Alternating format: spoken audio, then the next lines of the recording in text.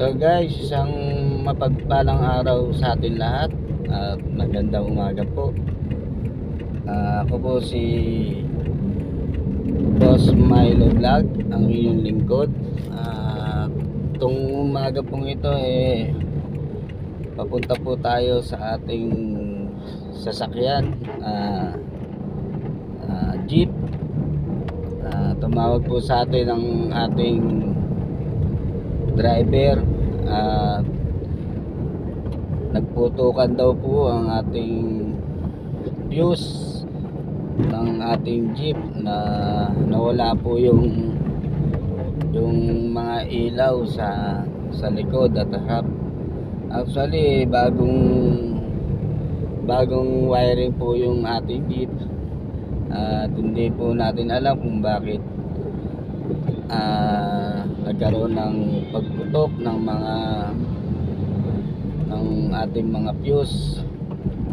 At nakaraan araw umuwi po yung ating mga driver kasi gawa nung may operation ng LTO, baka po sila ay masita at hindi po kumpletong ating ilaw sa ating sasakyan.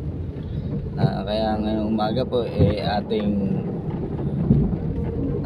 ipapagawa at ngayon po ating pupuntahan sa ating pagawaan. Actually nauna na po sila roon at pupuntahan ko na lang po dun sa kung saan po kami nagpapagawa.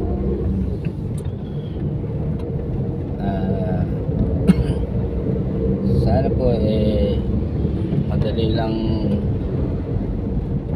yung maging problema.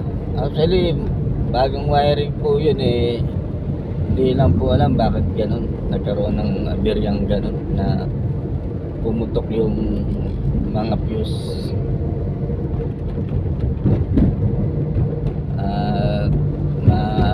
Itatanong din natin sa ating manggagawa kung anong pinagmula nung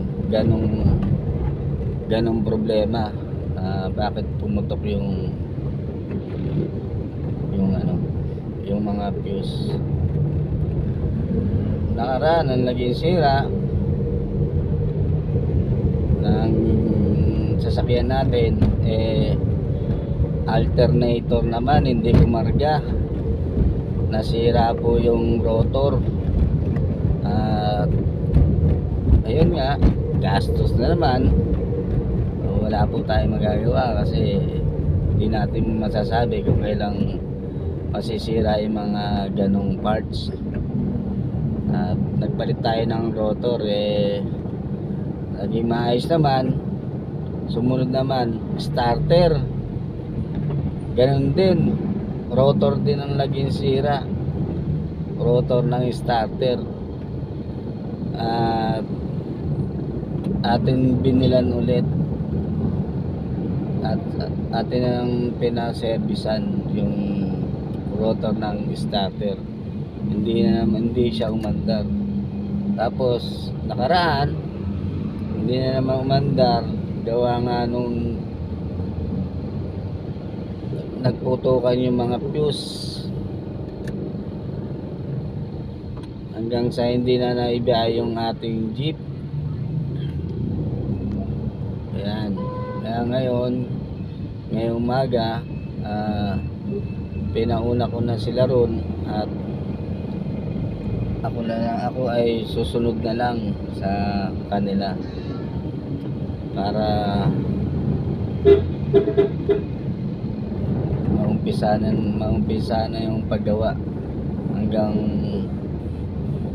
wala pa tayo ron sa lugar kung saan ko pinagagawa yung ating sasakyan.